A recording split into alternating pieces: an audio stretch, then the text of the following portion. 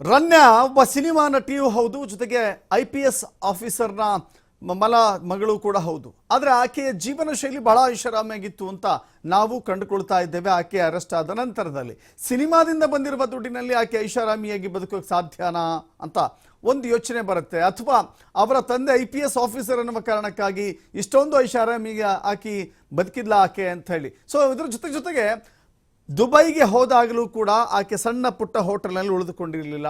ದುಬೈನಲ್ಲಿ ಅತ್ಯಂತ ಐಷಾರಾಮಿ ಹೋಟೆಲ್ ಅಂತ ಗುರುತಿಸಿಕೊಂಡಿರುವಂಥ ಹಯಾತ್ ಗ್ರ್ಯಾಂಡ್ ಹೋಟೆಲ್ನಲ್ಲಿ ಆಕೆ ಉಳಿದುಕೊಂಡಿದ್ಲು. ಇದೀಗ ಹಯಾತ್ ಗ್ರ್ಯಾಂಡ್ನಿಂದ ನೇರವಾಗಿ ಪರಪ್ಪನ ಅಗ್ರಹಾರಕ್ಕೆ ಶಿಫ್ಟ್ ಆಗಿದ್ದಾಳೆ. ಮಾಡಬಾರ್ದು ಮಾಡಿದ್ರೆ ಆಗಬಾರ್ದಾಗುತ್ತೆ ಅನ್ನೋದಕ್ಕೆ ಇದೊಂದು ಉದಾಹರಣೆಗೆ ಸಿಗ್ತಾ ಇದೆ. ದುಬೈಗೆ ಹೋದ್ರೆ ಆಕೆ ಉಳಿದುಕೊಳ್ಳುವಂಥ ಹೋಟೆಲ್ ನೋಡಿದ್ರೆ ಗಾಬರಿ ಆಗ್ತೀರಿ ನೀವು. ಸಣ್ಣ ಪುಟ್ಟ ಹೋಟೆಲ್ನಲ್ಲಿ ಆಕೆ ತಂಗಿಲ್ಲ. ಆಕೆ ಉಳಿದುಕೊಂಡಿದ್ದು ಹಯಾತ್ ಗ್ರ್ಯಾಂಡ್ ಹೋಟೆಲ್. ಆ ಹೋಟೆಲ್ಗೆ ಲಕ್ಷಾಂತರ ರೂಪಾಯಿ ಖರ್ಚು ಮಾಡಬೇಕು. ಪ್ರತಿನಿತ್ಯ ಅದಕ್ಕೆ ದೊಡ್ಡ ಮೊತ್ತದ ಬಾಡಿಗೆಯನ್ನು ಪಾವತಿಸಬೇಕು. ಅದನ್ನು ಭೂಮಿಯ ಮೇಲೆ ಸ್ವರ್ಗ ಅಂತಾರೆ. ಹೇಳಿ ಕೇಳಿ ದುಬೈ ಅತ್ಯಂತ ಬ್ಯೂಟಿಫುಲ್ ಸಿಟಿ. ಆ ಬ್ಯೂಟಿಫುಲ್ ಸಿಟಿಲಿ ಈ ಹೋಟೆಲ್ ಅಂತ ಹೇಳಿದ್ರೆ ಅದಕ್ಕೊಂದೇ ಸ್ಥಾನಮಾನ ಇದೆ. ಅಂತ ಹಯಾತ್ ಗ್ರ್ಯಾಂಡ್ ಹೋಟೆಲ್ನಲ್ಲಿ ರನ್ಯಾ ವಾಸ್ತವ್ಯ ಹೂಡಿದ್ಲು ಅಂತ ಗೊತ್ತಾಗ್ತಾ ಇದೆ. ದುಬಾರಿ ಹೋಟೆಲ್ಗಳಲ್ಲಿ ಒಂದಾಗಿದ್ದರು. ದುಬಾರಿ ಹೋಟೆಲ್ಗಳಲ್ಲಿ ಈ ಹೋಟೆಲ್ ಕೂಡ ಅತ್ಯಂತ ಫೇಮಸ್. ಅದು ಜೊತೆಗೆ SLN ಹೋಟೆಲ್ನಲ್ಲೂ ಕೂಡ ರನ್ಯಾ ವಾಸ್ತವ್ಯ ಹೂಡ್ತಾ ಇದ್ಲು. ಹಯಾತ್ ಹೋಟೆಲ್ ಹೆಚ್ಚು ಆಕೆಯಲ್ಲಿ ಉಳಿದುಕೊಳ್ತಾ ಇದ್ಲು. ನಾವೇನು ತೋರಿಸ್ತಾ ಇದ್ದೀವಿ ಈ ಹೋಟೆಲ್ನಲ್ಲಿ. ಜೊತೆಗೆ ತರುಣ್ ರಾಜ್ ಕೂಡ ಜೊತೆಗೆ ಉಳಿದುಕೊಳ್ತಾ ಇದ್ದ. ಅಲ್ಲಿಯೇ ಉಳಿದುಕೊಂಡು ಚಿನ್ನವನ್ನು ಖರೀದಿ ಮಾಡಿಕೊಂಡು ಬಂದಿದ್ದಾರೆ. ಸ್ವರ್ಗದಂಥ ಹೋಟೆಲ್ ಅದು, ಅತ್ಯಂತ ಐಷಾರಾಮಿ ಹೋಟೆಲ್. ಆದರೆ ಇದೀಗ ಸೀದಾ ವಿಲಾಸಿ ಹೋಟೆಲ್ನಿಂದ ನೇರವಾಗಿ ಜೈಲಿಗೆ ಶಿಫ್ಟ್ ಆಗಿದ್ದಾಳೆ ಈ ಹೆಣ್ಣು ಮಗಳು.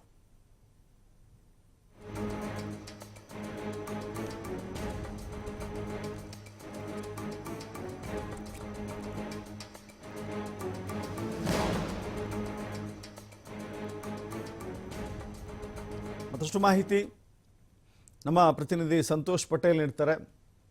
ಸಂತೋಷ್ ಪಟೇಲ್, ಗಮನಿಸ್ತಾ ಇದ್ದೀವಿ ದಿನದಿನಕ್ಕೂ ಕೂಡ ಸಾಕಷ್ಟು ಟ್ವಿಸ್ಟ್ಗಳ ಮೇಲೆ ಟ್ವಿಸ್ಟ್ಗಳು ಸಿಗ್ತಾ ಇದೆ.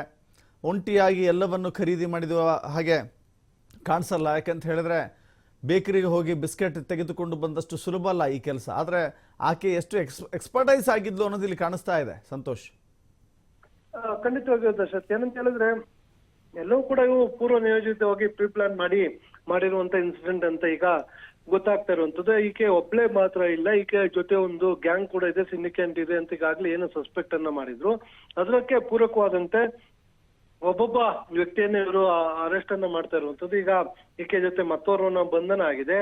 ಇದರ ಜೊತೆಗೆ CBI ಅಧಿಕಾರಿಗಳು ಕೂಡ ಪ್ಯಾರಲಲ್ ಆಗಿ ತನಿಖೆಯನ್ನು ನಡೆಸ್ತಾ ಇದ್ದಾರೆ. ಅಂದ್ರೆ ದೆಹಲಿಯಲ್ಲಿ, ಮುಂಬೈಯಲ್ಲಿ, ಬೆಂಗಳೂರಿನಲ್ಲಿ ಶಾರ್ಟ್ ಪೀರಿಯಡ್ ನಲ್ಲಿ 3 ಕಡೆ ಆರೋಪಿಗಳ ಬಂಧನ ಆಗುತ್ತೆ. ಗೋಲ್ಡ್ ಸ್ಮಗ್ಲಿಂಗ್ ಸಂಬಂಧಪಟ್ಟಾಗೆ ಬಂಧನ ಆಗಿರುವಂತದ್ದು. ಹೀಗಾಗಿ ಇದರಲ್ಲಿ ಸಾಕಷ್ಟು ಜನ ಇದೊಂದು ದೊಡ್ಡ ರಾಕೆಟ್ ಇರ್ಬೋದು ಅನ್ನೋ ಕಾರಣಕ್ಕಾಗಿ ಅವರು ಒಂದ್ ಕಡೆ ತನಿಖೆ ನಡೆಸ್ತಾ ಇದ್ದಾರೆ.